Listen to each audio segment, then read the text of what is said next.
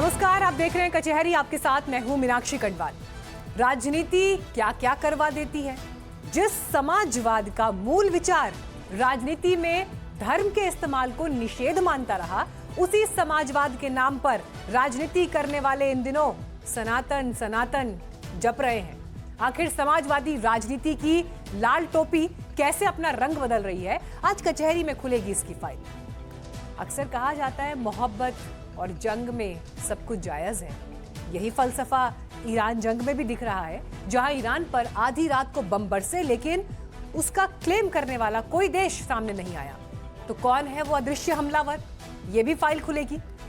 और आज हर उन माता पिता के लिए बहुत जरूरी खबर हम रात 10:30 बजे दिखाएंगे जिनके बच्चे स्कूल जाते हैं। अगर आपके बच्चे भी स्कूल में बुलिंग का शिकार हो रहे हैं तो आप फौरन हरकत में आ जाएं, वरना देर ना हो जाए।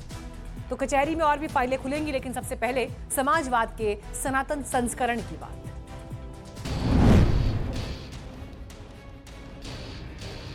देश में समाजवाद के सबसे बड़े विचारक और चिंतक रहे हैं डॉक्टर राम मनोहर लोहिया। वो भारत में समाजवाद की राजनीति करने वालों के पितामह माने जाते हैं। उन्होंने कभी कहा था, धर्म किसी व्यक्ति की आस्था का विषय होना चाहिए, राजनीति का हथियार नहीं। लोहिया के विचारों की समाजवादी राजनीति के लिए बाद के दिनों में लाल टोपी एक पहचान हुआ करती थी। वो लाल टोपी सिर्फ एक रंग नहीं थी, वो एक विचार थी। समाजवाद की, लोहिया की, मंडल की, पिछड़ों की राजनीति की और बीजेपी के हिंदुत्व के सबसे मुखर राजनीतिक विरोध की।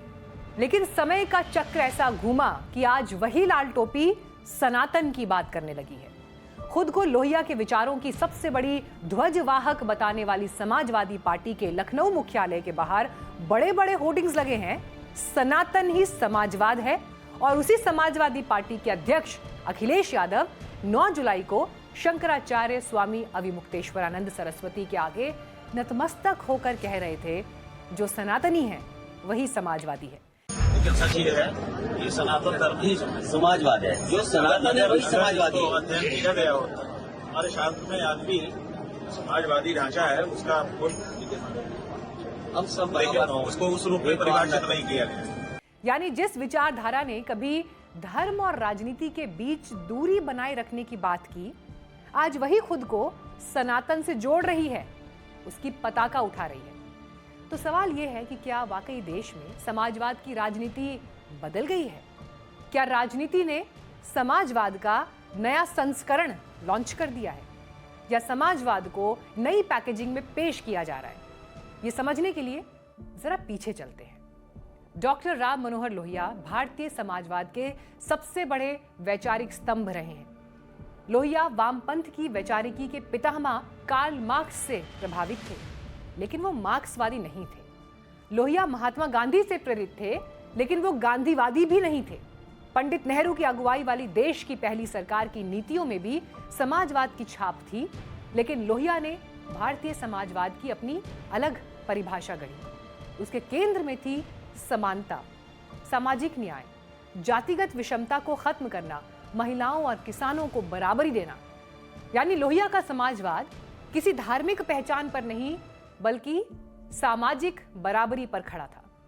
फिर आए जॉर्ज फर्नांडिस, मधुलिमे, मुलायम सिंह यादव, लालू प्रसाद यादव, नीतीश कुमार, जो कि जेपी वाली समाजवादी धारा के चेहरे माने जाते थे।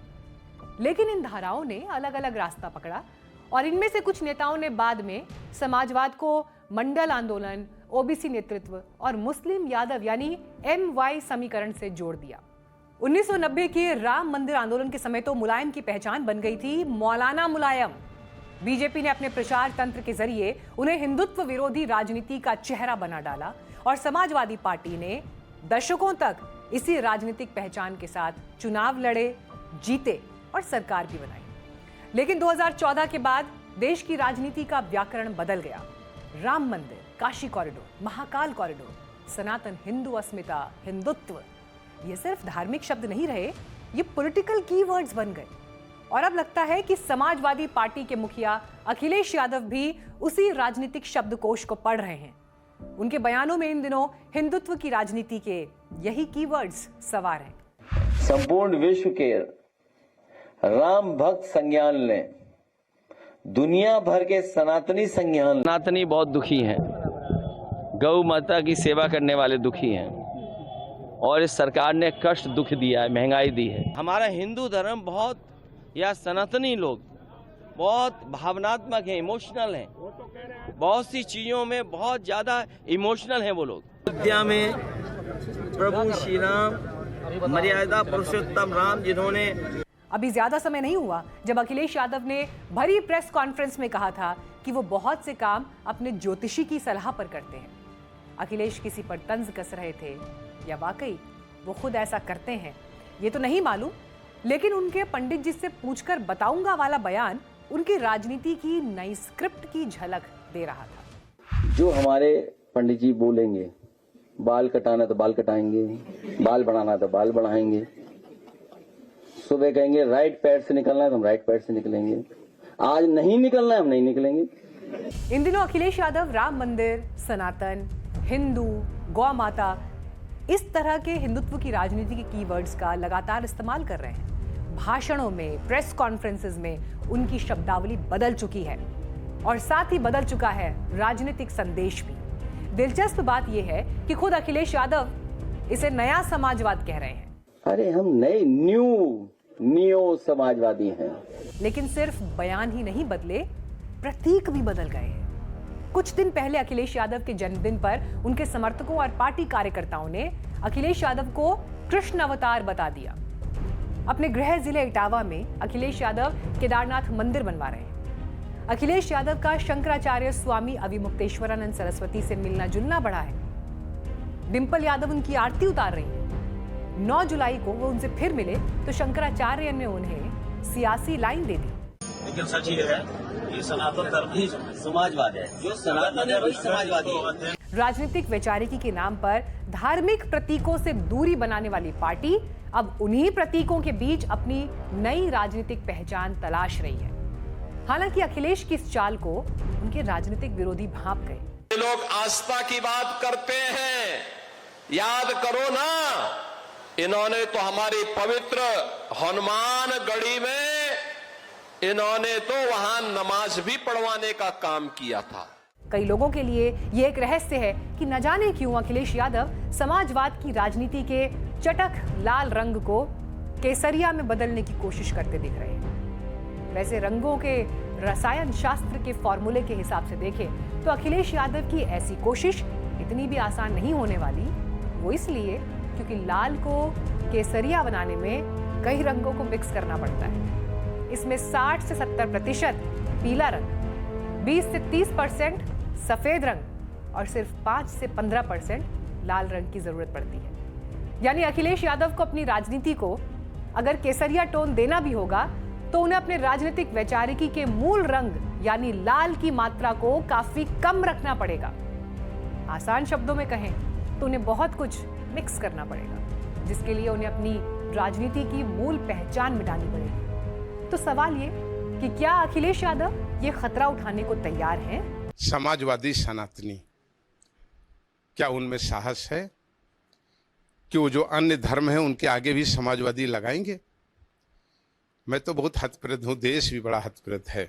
राजनीति में सवाल सिर्फ ये नहीं होता कौन क्या कह रहा है, सवाल ये भी होता है कि वो ये बात अभी इस वक्त क्यों कह रहा है। मतलब टाइमिंग इंपॉर्टेंट होती है। जब हम इसकी फाइल पलटते हैं तो पाते हैं कि यूपी में अब सिर्फ MY समीकरण चुनाव जिताने के लिए पर्याप्त नहीं माना जा रहा। गैर यादव, OBC, सवर्ण, युवा हिंदू मतदाता और धार्मिक पहचान से जुड़ा वोट हर पार्टी के लिए निर्णायक हो चुका है। तो क्या समाजवादी पार्टी और अखिलेश यादव भी इसी राजनीतिक हकीकत को नए सिरे से स्वीकार कर रहे हैं? क्या उन्हें लगता है कि बीजेपी के आक्रामक हिंदुत्व नैरेटिव के सामने समाजवाद की पुरानी भाषा अब टिकने वाली नहीं है? क्या इसीलिए उन्हें कहना पड़ा जो सनातनी है वही समाजवादी है? समाजवाद में लोहिया जी ने क्या कहा है कि समाजवादी वो है जो अपने नाम के आगे और पीछे जाति हटा दे। बीजेपी कह रही है कि ये विचारधारा नहीं, चुनावी मजबूरी है। बीजेपी नेता कह रहे हैं कि अखिलेश यादव अब वही भाषा बोल रहे हैं जिसका बरसों तक उनकी पार्टी विरोध करती रही, जबकि समाजवादी पार्टी की नेता अपने सुप्रीम लीडर के बयान को अब अपने हिसाब से परिभाषित कर रहे हैं। पूज्य शंकराचार्य जी को जब अखिलेश जी उनसे मिलने गए थे तो उनसे पूछना चाहिए था कि मंदिर के निर्माण में उनका क्या योगदान है। समाजवादी पार्टी, कांग्रेस पार्टी हमेशा सनातन परंपरा का, सनातन मूल्यों का विरोध करती रही है। अखिलेश यादव जी ने ये कहा है कि जो सनातनी है वो ही समाजवादी है। इसका मतलब है कि सनातनी हमेशा हर धर्म का सम्मान करते हैं। मानते हैं कि समय के साथ समाज बदलता है, राजनीति बदलती है, तो विचार भी बदलते हैं। लेकिन असल सवाल यह है कि अब क्या राजनीति इतनी बदल जाती है कि वो अपनी मूल वैचारिक पहचान ही बदल दे? अगर समाजवाद अब सनातन के साथ खड़ा है, तो क्या ये भारतीय समाजवाद की स्वाभाविक यात्रा है, या 2027 के यूपी विधानसभा चुनाव से पहले नया राजनीतिक बीजगणित? इस रहस्य को समझना इतना मुश्किल भी नहीं है। ऐसा लग रहा है कि भारतीय राजनीति में विचारधाराओं की पुरानी दीवारें धीरे धीरे जर्जर होती जा रही हैं। लेकिन इतिहास का एक नियम है कि चुनाव नारे याद रखते हैं, मगर इतिहास विचार को याद रखता है। और इसीलिए सवाल सिर्फ समाजवादी राजनीति की लाल टोपी नहीं, सवाल उस विचार का है जिसने कभी सत्ता से पहले सिद्धांतों की बात की थी। राजनीति में रंग बदलना आसान होता है, लेकिन इतिहास हर रंग का हिसाब रखता है। तो भारत की राजनीति में हम समाजवाद की नई पैकेजिंग देख रहे हैं, लेकिन दुनिया के दूसरे हिस्सों में पूंजीवाद और साम्यवाद यानी कम्युनिज्म की एक अलग तरह की प्रतिस्पर्धा देखने को मिल रही है। इसमें एक तरफ है अमेरिका, दूसरी तरफ चीन। दुनिया में बेहिसाब पूंजी का सबसे बड़ा चेहरा बन चुके एलन मस्क को जिस रॉकेट ने दुनिया का पहला खरबपति बनाया, अब उसकी लीक पर चीन भी चल पड़ा है। चीन ने मस्क वाले रॉकेट जैसा ही रॉकेट लॉन्च कर खलबली मचा दी है। कचहरी में अब हम चीन की इसी सनक की फाइल खोलने जा रहे हैं।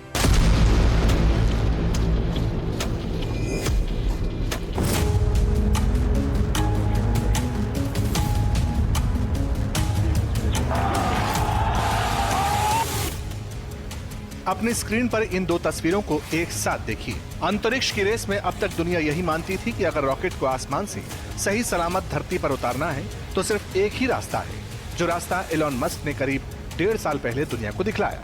लेकिन चीन ने इतिहास की किताब का वो पन्ना ही फाड़ दिया है। चीन का रॉकेट आसमान में गया और उसका एक हिस्सा दोबारा धरती पर आ गया, वो भी सही सलामत, बिना किसी मदद के।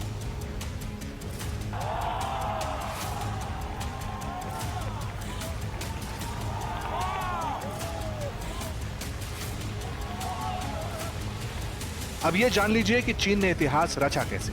तारीख नोट करिए, 10 जुलाई 2026।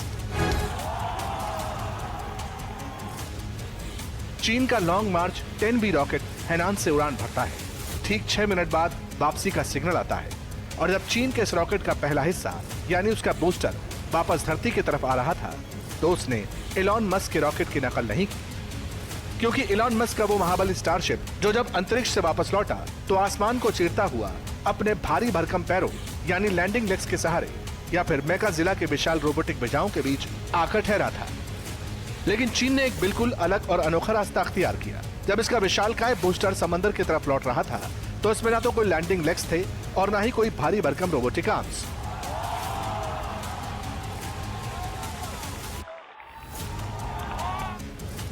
चीन ने समंदर के बीचों बीच 25,000 टन के एक जहाज पर फौलादी तारों का एक जाल बिछा रखा था और ये चीनी बूस्टर पैरों के बल उतरने के बजाय हवा में तैरते हुए सीधे उस जाल पर जाकर फंस गया। यानी चीन ने रॉकेट को लैंड नहीं कराया बल्कि उसे हवा में ही कैच कर लिया। ये दुनिया के इतिहास में पहली बार हुआ है कि किसी देश ने नेट एंड हुक सिस्टम से कोई ऑर्बिटल रॉकेट रिकवर किया हो।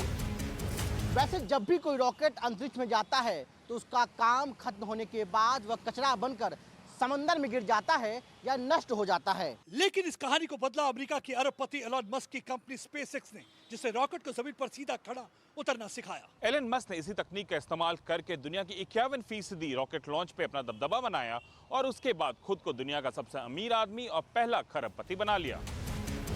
आपको याद होगा कुछ वक्त पहले जब मस्क ट्रंप के साथ चीन दौरे पर गए थे तो वहां बड़ी उत्सुकता के साथ एक चीज नोट कर रहे थे, वो अपने बेटे को चीन के कल्चर की जानकारी दे रहे थे। वो कह भी चुके हैं कि उनका बेटा मैंडरिन सीख रहा है, यानी मस्क चीन से आगे रहने की हर महारत हासिल कर लेना चाहते हैं।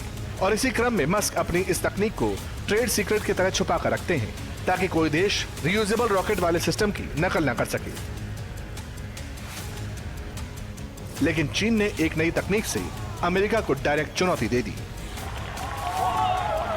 एक्चुअली एक फ्लोटिंग प्लेटफॉर्म में लैंड करवाना और एक फिक्स्ड स्टैंड में पकड़ लेना, इन दोनों में टेक्नोलॉजिकल डिफरेंस तो है, लेकिन बेसिकली ये जो काम जो हो रहा है ये बेसिकली ये हो रहा है जो बार बार यदि आपको लॉन्च करना पड़ता है तो रॉकेट को जनरली माना जाता है जिसको हम बोलते हैं एक्सपेंडेबल, मतलब वो एक बार करेंगे तो वो ख़राब हो जाएगा क्योंकि वो स्पेस में फिर नीचे जब आएगा तब जल जाएगा। तो ये जो पुनर्व्यवहार जब जो रीयूजेबल हो रहा है इससे एक एक लॉन्च का कॉस्ट काफ़ी कम हो जाएगा क्योंकि जो फास्ट स्टेज बूस्टर है वो सबसे बड़ा सबसे महंगा होता है। तो ये जो चीज़ है इसको चीन एक सक्सेसफुली करके आज जो करके दिखा दिया। हालांकि बात सिर्फ रियूजेबल रॉकेट तकनीक की नहीं है। इस तरह के दावे होते हैं कि चीन का असली मकसद सिर्फ रॉकेट को वापस लाना नहीं है, चीन का असली मकसद है चांद पर अपना आधिपत्य जमाना। जिस लॉन्ग मार्च 10B रॉकेट का टेस्ट सफल हुआ है ये उसी रॉकेट फैमिली का हिस्सा है जिससे चाइना साल 2030 तक अपने अंतरिक्ष यात्रियों को चांद पर भेजने की तैयारी कर रहा है। अब अंतरिक्ष के इस नई जंग में चीन अमेरिका से हर हाल में आगे निकलना चाहता है। वो दुनिया को दिखाना चाहता है कि अंतरिक्ष के इस नए साम्राज्यवाद में चांद पर कब्जे की इस लड़ाई में अब अमेरिका अकेला सिकंदर नहीं होगा। एक तरफ अमेरिका का मून मिशन और उनका स्टारशिप रॉकेट है जो कई टेस्ट के बाद भी संघर्ष करता है, तो वहीं चीन ने अपनी पहली ही उड़ान में वो करिश्मा कर दिखाया जो आज से पहले किसी ने नहीं देखा था। चीन की इस कामयाबी के बाद वहां की स्पेस कंपनियों के शेयर 10-10% के अपर सर्किट को छू गए। चीनी रॉकेट के बूस्टर की लैंडिंग के वीडियो सोशल मीडिया पर सुपर वायरल हो चुके हैं और चीन इसे ऐतिहासिक कामयाबी बताता है। जाहिर है इन तस्वीरों को देखकर वॉशिंगटन में बैठे अधिकारियों और नासा के वैज्ञानिकों की नींद उड़ गई होगी, क्योंकि चीन ये दिखाना चाहता है कि अंतरिक्ष का रास्ता और चांद पर पहुंचने की डोर अब सिर्फ अमेरिका के हाथों में नहीं होगी। स्पेस रेस, चांद और मार्स, मंगल ग्रह, इन दोनों में जो कब्जा जमाने का, इनको रिसोर्सेस का फ्यूचर के लिए लेने का ये जो रेस है इसमें चीन अमेरिका के टक्कर देने के साथ काफ़ी प्लान्ड वे में आ रहा है। आज के दिन में अभी भी अमेरिका टेक्नोलॉजी में चीन से आगे है, स्पेस टेक्नोलॉजी में, लेकिन जिस रेट में चीन आगे बढ़ रहा है उसको लगता है जो आने वाले 7-8 साल में चीन अमेरिका के बराबरी कर लेगा। तो क्या वाकई चीन अमेरिका को पछाड़कर चांद पर अपना झंडा गाड़ देगा? क्या चांद पर नई बस्ती बनाने की तैयारी में आगे निकल जाएगा? सवाल बहुत हैं, लेकिन इतना जरूर है कि स्पेस की ये जंग अब बेहद दिलचस्प हो चुकी है।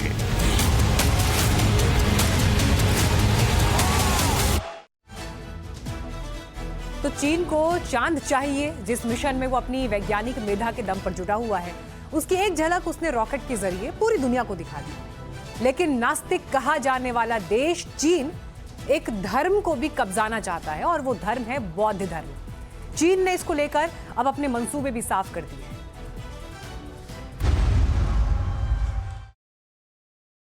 हमने 3 दिन पहले कचहरी में आपको एक रिपोर्ट दिखाई थी। आपको बताया था हमने कि चीन सिर्फ सड़कें, बंदरगाह और सैन्य ताकत नहीं बढ़ा रहा, बल्कि बौद्ध मठ, बौद्ध तीर्थ स्थल और बौद्ध गतिविधियों पर भी भारी निवेश कर रहा है। वो नेपाल में बुद्ध के जन्मस्थान लुम्बिनी के डेवलपमेंट में और बौद्ध गतिविधियों के विस्तार पर 19,000 करोड़ रुपए इन्वेस्ट कर रहा है। हमने तब सवाल उठाया था, क्या चीन दलाई लामा के बाद के बौद्ध धर्म का केंद्र अपने हाथ में लेना चाहता है? क्या बीजिंग अपनी पसंद का बौद्ध नेतृत्व तैयार कर भारत और तिब्बती परंपरा के प्रभाव को चुनौती देना चाहता है? आज उस बहस के बीच चीन की सरकार का एक बड़ा बयान आया है। भारत में चीन के दूतावास की प्रवक्ता यू जिंग ने सोशल मीडिया पोस्ट जारी कर कहा, दलाई लामा का पुनर्जन्म धार्मिक अनुष्ठानों और ऐतिहासिक परंपराओं के हिसाब से होना चाहिए और इसे चीनी कानूनों और नियमों के अनुसार संपन्न किया जाना चाहिए। चीनी केंद्रीय सरकार इन सिद्धांतों के अनुसार हर दलाई लामा के उत्तराधिकार को मंजूरी देती है। यानी चीन का साफ संदेश है, पुनर्जन्म धार्मिक हो सकता है, लेकिन मंजूरी तो उसे चीन की सरकार देगी। और यहीं से शुरू होती है 21वीं सदी की सबसे असाधारण लड़ाइयों में से एक लड़ाई। क्या किसी संत का उत्तराधिकारी चीन सरकार तय करेगी? क्या आस्था पर भी चीन की मोहर लगेगी? दरअसल 14वें दलाई लामा पहले ही कह चुके हैं कि उनके उत्तराधिकारी का फैसला तिब्बती बौद्ध परंपरा के हिसाब से होगा और इसे किसी सरकार की कोई भूमिका इसमें नहीं होनी चाहिए। लेकिन चीन जो कह रहा है ये दावा बिल्कुल उल्टा है। चीन कहता है दलाई लामा का पुनर्जन्म धार्मिक परंपरा के साथ साथ चीनी कानूनों के दायरे में ही मान्य होगा। यानी ये सिर्फ धर्म का नहीं, अधिकार का सवाल है। याद कीजिए 3 दिन पहले कचहरी में हमने अपनी पिछली रिपोर्ट में आपको बताया था कि चीन बौद्ध विरासत पर अरबों रुपए इसीलिए खर्च कर रहा है क्योंकि बौद्ध धर्म सिर्फ आध्यात्मिक पहचान नहीं बल्कि एशिया में प्रभाव बढ़ाने का एक बड़ा माध्यम भी है। क्योंकि ऐसा माना जा रहा है कि दलाई लामा के बाद जो भी आध्यात्मिक नेतृत्व उभरेगा उसका असर सिर्फ तिब्बत तक सीमित नहीं रहेगा बल्कि हिमालयी क्षेत्र यानी भारत, नेपाल, भूटान और पूरे बौद्ध जगत पर असर पड़ेगा। यही वजह है दलाई लामा के उत्तराधिकार का सवाल अब सिर्फ धार्मिक बहस नहीं बल्कि ये एक जियोपॉलिटिकल मुद्दा बन चुका है। भारत के लिए भी यह घटनाक्रम बहुत जरूरी है, अहम है। दलाई लामा 1959 से भारत में रह रहे हैं। तब ल्हासा में तिब्बती राष्ट्रीय विद्रोह को चीनी सेना द्वारा बेरहमी से कुचले जाने के बाद उन्हें भारत में शरण लेनी पड़ी थी। अनुमान है कि भारत में दलाई लामा के अलावा लगभग 1 लाख तिब्बती बौद्ध रहते हैं और भारत तिब्बती निर्वासित समुदाय का सबसे बड़ा केंद्र है। तिब्बत की निर्वासित सरकार हिमाचल प्रदेश के धर्मशाला से चलती है। अंतर्राष्ट्रीय संबंधों के जानकारों का कहना है कि भारत में दलाई लामा की मौजूदगी से भारत को चीन के मुकाबले कुछ हद तक बढ़त मिलती है। ऐसे में चीन का यह बयान सिर्फ एक सरकारी टिप्पणी नहीं बल्कि भविष्य की उस रणनीति का संकेत भी माना जा रहा है जिसमें चीन तिब्बती बौद्ध धर्म की संस्थाओं और नेतृत्व पर अपनी भूमिका स्थापित करना चाहता है। अब सबसे बड़ा सवाल यही है, क्या दलाई लामा का उत्तराधिकारी मठ तय करेगा या फिर चीन सरकार? क्योंकि अगर आध्यात्मिक उत्तराधिकार पर भी किसी सरकार की या किसी देश की मोहर लगने लगे तो ये सिर्फ तिब्बत की कहानी नहीं रहेगी। ये दुनिया की सबसे बड़ी आबादी वाले एशिया में धर्म, सत्ता और इन्फ्लुएंस की एक नई जंग बन जाएगी।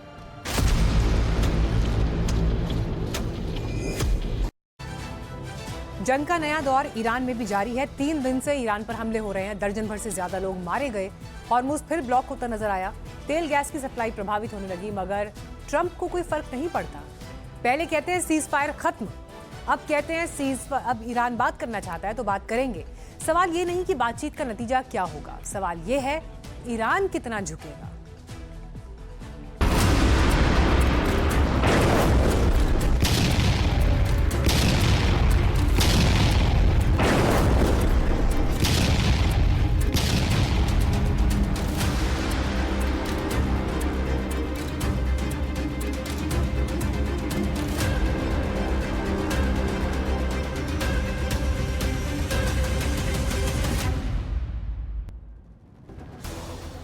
जिस वक्त आयतुल्लाह खामनेई को मशहद में सुपुर्दे खाक किया जा रहा था उसी वक्त ईरान के आसमान में लगातार तीसरी बार लड़ाकू विमान गरजे, मिसाइलें फटी, धमाकों से धरती दहल उठी। लेकिन जानते हैं सबसे हैरान करने वाली बात क्या है? इस तीसरे और नए हमले की जिम्मेदारी लेने के लिए दुनिया का कोई देश सामने नहीं आया।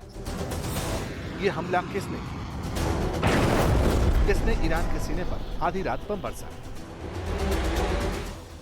क्योंकि अमेरिका कहता है यह हमला उसने नहीं किया, इजराइल भी पल्ला झाड़ रहा है। इसलिए यह सवाल इस वक्त दुनिया का सबसे बड़ा सस्पेंस बन चुका है।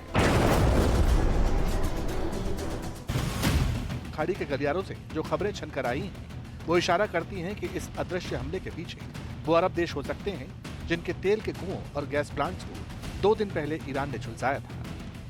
ईरान ने यूएई को सीधी और सख्त चेतावनी दे दी है कि अगर अमेरिका को अपनी जमीन और लॉजिस्टिक्स का इस्तेमाल करने दिया गया तो अंजाम भुगतने के लिए तैयार रहे। हमें अमेरिका से उनके सहयोगियों से बदला लेना होगा।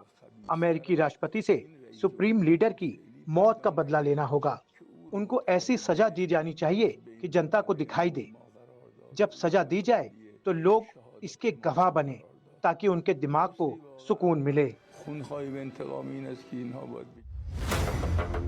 धमकियों का दौर जारी है, लेकिन ईरान जिद पर अड़ा है और मुझ पर सीना ताने खड़ा है। ईरान इसे अपनी सबसे बड़ी वॉर गेम यानी युद्ध की सबसे बड़ी कमाई मानता है। तेहरान का साफ कहना है कि हॉर्मुज से वही जहाज गुजरेगा जो ईरान के बनाए रास्तों और निर्देशों का पालन करेगा। लेकिन अमेरिका और उसके सहयोगी देशों को ईरान का ये वन साइडेड रूल यानी एक छत्र राज मंजूर नहीं है। ब्रिटेन की समुद्री सुरक्षा एजेंसी ने हॉर्मुज के लिए अपने थ्रेट अलर्ट को सबसे ऊंचे स्तर पर बरकरार रखा है। कतर और तुर्की जैसे देश बैकडोर डिप्लोमेसी के जरिए युद्ध को रोकने की कोशिशों में जुटे हैं। कतर के वार्ताकार तेहरान पहुंच चुके हैं, लेकिन शांति की उम्मीदें इस वक्त बारूद के ढेर के नीचे दबी हुई नजर आती हैं।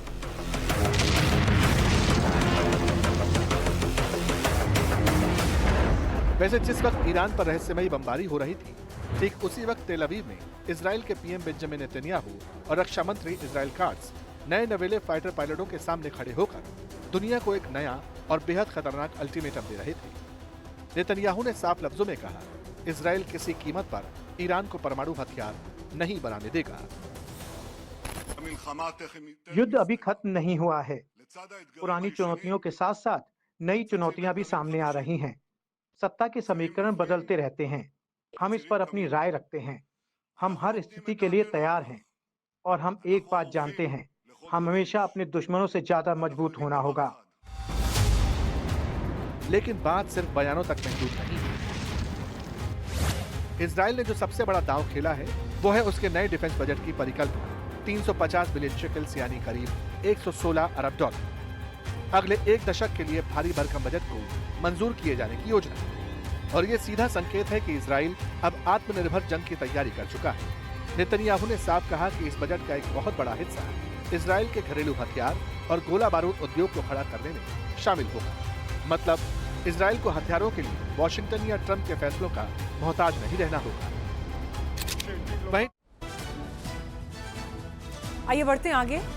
अब वो खबर आपके लिए बहुत जरूरी है। अगर आपके बच्चे भी स्कूल जाते हैं और बुलिंग जैसा शब्द अगर आपने सुना है तो ये खबर आपके लिए।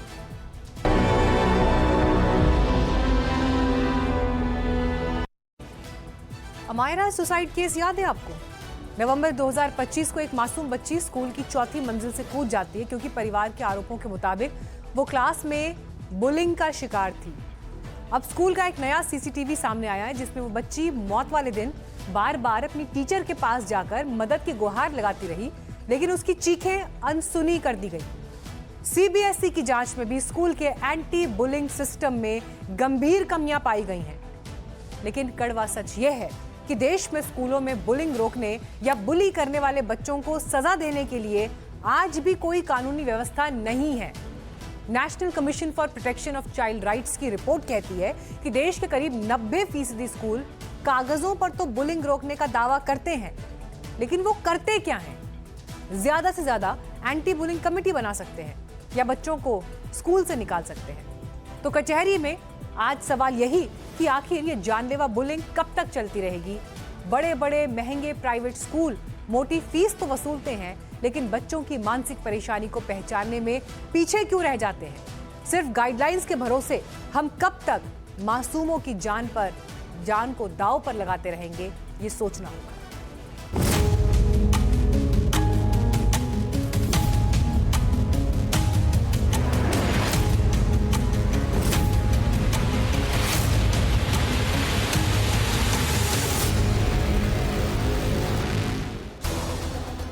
अमायरा को चौथी मंजिल से कूदने के लिए किसने मजबूर किया? उसकी जिंदगी के आखिरी घंटों का स्कूल की सीसीटीवी में कैद नया वीडियो सामने आया है। ये देखिए, ये वो वीडियो है जिसमें अमायरा की मौत की वजह कैद है।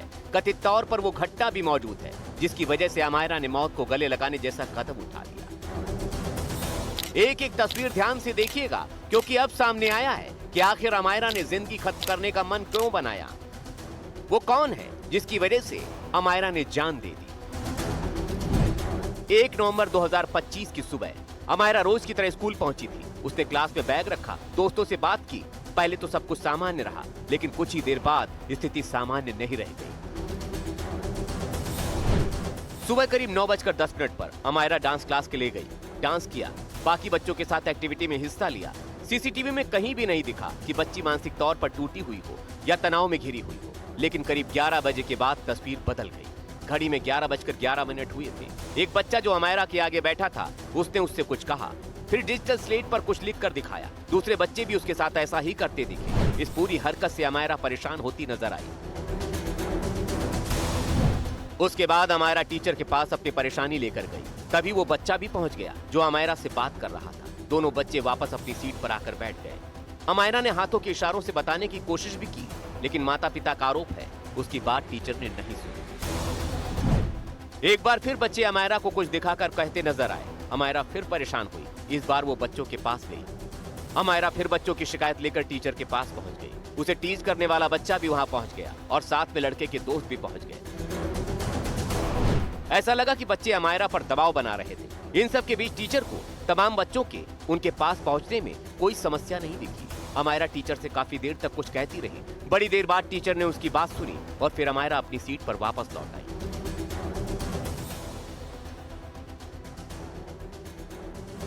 लेकिन एक बार फिर बच्चे ऐसा लगा कि अमायरा की शिकायत लेकर टीचर के पास पहुंच गए। पीछे पीछे अमायरा भी पहुंच गई। दिख रहा है कि अमायरा अपनी सफाई दे रही है। वो बच्चों की तरफ इशारा कर रही है। टीचर ने अमायरा को कुछ समझाया और फिर वापस भेज दिया। अब तस्वीर देखकर लग रहा है कि बच्चे अमायरा की शिकायत कर रहे हैं, जिसके बाद टीचर ने अमायरा को बुलाया और दूसरे बच्चों की बातें सुनकर अमायरा को डांट लगाई। तस्वीरें कुछ ऐसा ही दिखा रही हैं। दूर खड़ी अमायरा सुनकर वापस लौट गई, मायूस सी दिखी। 12:25 और 30 सेकंड। आगे से एक बच्ची उठी। उसने फिर अमायरा की शिकायत की, क्योंकि उसके बाद अमायरा ने हाथ उठाकर मानो पूछा हो, अरे मैंने क्या किया है। इतने में दूसरे बच्चे ने भी अमायरा की तरफ इशारा किया। अमायरा आरोप लगाने वाली बच्ची के पास पहुंच गई, कुछ बात की और फिर वापस अपनी सीट पर आकर बैठ गई। इस पूरे प्रकरण के बाद अमायरा फिर टीचर के पास पहुंची। उसने अपनी व्यथा सुनाई, लेकिन टीचर ने शायद उसकी बात सुनने के बजाय उसे दुत्कार दिया और फिर अमायरा ने उठा लिया वो कदम जिसने कलेजा दहला दिया। 12:27 पर वो क्लासरूम से बाहर निकली और फिर यहीं से शुरू हुआ अमायरा का आखिरी सफर। सीसीटीवी में दिख रहा है कि अमायरा अकेले सीढ़ियों पर चढ़ रही है। एक नहीं, दो नहीं, सीधे चौथी मंजिल पर चढ़ गई। लेकिन सवाल यह है कि एक 9 साल की बच्ची जो अपनी क्लास से बाहर निकली, उसे किसी ने रोका क्यों नहीं? वो गुस्से में थी, किसी ने पूछा क्यों नहीं? किसी ने देखा क्यों नहीं? और फिर 12:29, सिर्फ 2 मिनट बाद अमायरा चौथी मंजिल से नीचे कूद गई। 8 महीने बाद में पुलिस ने चार्जशीट दायर करी है 1 जुलाई को, जिसके अंदर जो पुनीता शर्मा है क्लास टीचर, उसके अगेंस्ट में JJ 75 लगाया है, जो कि क्रूएल्टी अगेंस्ट चिल्ड्रन होता है। 106 लगाया नेग्लिजेंस का और 238 लगाया है बैग के लिए, क्योंकि बैग उनकी कस्टडी में था 10 दिन तक। और JJ 75 में नॉन अवेलेबल लगाया है, जिसमें 10 साल तक की सज़ा होती है, क्योंकि उसमें 3rd पैराग्राफ में यही, अगर रिस्क टू लाइफ है तो उसको 10 साल तक की सज़ा होगी। उसके अलावा जो इंदु दुबे है उन पे 106 और 238 लगाया है, और जो सौरभ मोदी है उन पे भी 106 और 238 लगाया है। लेकिन इस चार्जशीट के बाद हम चार्जशीट से पूरी तरह से सहमत नहीं हैं, क्योंकि इसमें 3 आयु बदल चुके हैं। 3 आयु के बाद में भी इस तरह की चार्जशीट अगर ये दे रहे हैं, जिसके अंदर प्रिंसिपल और सौरभ मोदी को पे इन्होंने 75 नहीं लगाया, क्योंकि ये ऐसा लगता है कि जैसे पिक एंड चूज है, मतलब उनको चूज कर लिया क्लास टीचर को, उनको नहीं करा। इस खौफनाक मामले में पुलिस ने कोर्ट में चालान पेश किया है। चालान में स्कूल मालिक सौरभ मोदी, प्रिंसिपल इंदु दुबे, शिक्षिका पुनीता शर्मा और एक सफाई कर्मी को आरोपी बनाया गया है। लेकिन अमायरा के इंसाफ की जंग लड़ रहे माता पिता पुलिस की इस जांच से कतई संतुष्ट नहीं है। उनका सीधा आरोप है कि रसूखदारों को बचाने के लिए मामले में आरोपियों पर ढीली और कमजोर धाराएं लगाई गई। मेरा बच्चा ग्राउंड फ्लोर से 4th फ्लोर तक चला गया। हर जगह पे डेस्क बनाए गए थे, जहां उससे पूछना चाहिए था कि बेटा आप यहाँ से यहाँ कहाँ आ गए। अगर मैं आपसे कहूं कि एक आदमी पूरे 36 साल तक देश के 300 से ज्यादा 5 स्टार होटल में ठहरता रहा, बादशाहों जैसी जिंदगी जीता रहा, रूम सर्विस, लग्जरी स्वीट्स, शानदार खाना, होटल की सारी सुविधाएं, बगैर 1 रुपया दिए वो निकल भी जाता था, यकीन करेंगे आप? लेकिन पुलिस का दावा है ये हुआ है। तमिलनाडु का 69 साल का बिंगसन जॉन एक ऐसा शख्स है जो कभी विदेशी टूरिस्ट गाइड बन जाता, कभी इंग्लिश टीचर, कभी योग का ट्रेनर और उसकी सबसे बड़ी पूंजी पैसे नहीं थे, भरोसा सबसे बड़ी पूंजी था। क्योंकि उसने ताला नहीं तोड़ा, सिस्टम हैक नहीं किया, ना तो बंदूक दिखाई, उसने सिर्फ लोगों का भरोसा जीता और उसी भरोसे को अपना हथियार बना लिया। सोचिए, कोई 5 स्टार होटल जहां एक रात का किराया हजारों से लेकर लाखों तक हो सकता है, जहां दर्जनों कैमरे लगे हैं, डिजिटल रिकॉर्ड्स हैं, हाईटेक सिक्योरिटी सिस्टम है, जहां हर मेहमान की पहचान दर्ज होती है, वहीं अगर एक ही आदमी बार बार फर्जी पहचान के साथ चेक इन कर ले, कई दिन तक ठहरे और बिना बिल चुकाए निकल जाए, तो सवाल सिर्फ एक ठग पर नहीं उठता है, सवाल पूरे सिस्टम पर उठता है। क्या हमारी सुरक्षा सिर्फ पेपर्स में मजबूत है? क्या हम चेहरा देखकर भरोसा कर लेते हैं? क्या अच्छी इंग्लिश, अच्छे कपड़े, कॉन्फिडेंस आज भी सबसे बड़ा पासपोर्ट और सबसे बड़ा वीजा है? वो तो गनीमत है कि 69 साल का ये शातिर आखिरकार पुलिस के शिकंजे में आ गया, लेकिन ये हुआ कैसे? बिंगसन जॉन रायपुर के हयात होटल में 2 दिन रखा। उसने होटल का 64,000 रुपए का बिल चुकता नहीं किया और अचानक गायब हो गया। जाते जाते 1.5 लाख रुपए कीमत का एक लैपटॉप भी वहां से उठा ले गया। पुलिस ने तगड़ी छानबीन की और उसे भुवनेश्वर से पकड़ लिया। लेकिन असली कहानी ये नहीं, असली कहानी ये है कि यह सिलसिला 1990 से चल रहा था। यानी एक शहर, फिर दूसरा शहर, फिर एक होटल, फिर दूसरा होटल, नई पहचान, फिर दूसरी पहचान, हर बार वही खेल, एकदम कॉपी पेस्ट। पूछताछ में उसने जो बातें कही वो और भी चौंकाने वाली है। बताया जा रहा है कि कभी वो दिल्ली में टूरिस्ट गाइड था, होटल उसके लिए नया नहीं था, उसे पता था होटल्स कैसे सोचते हैं, स्टाफ कैसे भरोसा करता है, और उसी जानकारी को उसने बना लिया हथियार। बिंगसन जॉन 1996 में पहली बार किसी मामले में गिरफ्तार होकर तिहाड़ जेल गया। बताया जा रहा है कि वो कुख्यात अंतर्राष्ट्रीय ठग चार्ल्स शोभराज के तौर तरीकों से बड़ा इंप्रेस था और फिर उसने भी फर्जी पहचान और छल की उसी शोभराज शैली को अपना लिया। यानी ये सिर्फ अपराध की कहानी नहीं, बल्कि अपराध की सीखी हुई तकनीक की कहानी भी है। लेकिन इस पूरी घटना में सबसे बड़ा सवाल तो होटल इंडस्ट्री से है। क्या जो डॉक्यूमेंट्स आप देखते हैं वो सिर्फ फॉर्मेलिटी है? केवाईसी सिर्फ एक औपचारिकता है? क्या अलग अलग राज्यों के होटल्स के बीच फ्रॉड करने वालों का कोई साझा अलर्ट सिस्टम नहीं है? क्या बार बार अपराध करने वाले लोगों का कोई राष्ट्रीय डेटाबेस ही होना चाहिए जिससे होटल तुरंत जांच कर सके? अगर एक आदमी 3 दशक 30 साल यानी 30 साल तक सैकड़ों 5 स्टार होटल को निशाना बना सकता है, तो इसका मतलब साफ है कि समस्या सिर्फ ये अपराधी नहीं, सिस्टम भी है। गुनाह हमेशा ताकत से नहीं, कई बार अपराध भरोसे के सहारे होता है। और जब भरोसा ही सबसे बड़ा हथियार बन जाए तो सबसे पहले सिस्टम तो दुरुस्त करिए। 5 स्टार होटल अपनी चमक, दमक और लग्जरी के लिए जाने जाते हैं, लेकिन इस मामले ने बता दिया कि असली लग्जरी महंगे झूमर, संगमरमर की लॉबी, साज सज्जा से नहीं, बल्कि मजबूत सुरक्षा व्यवस्था में होती है।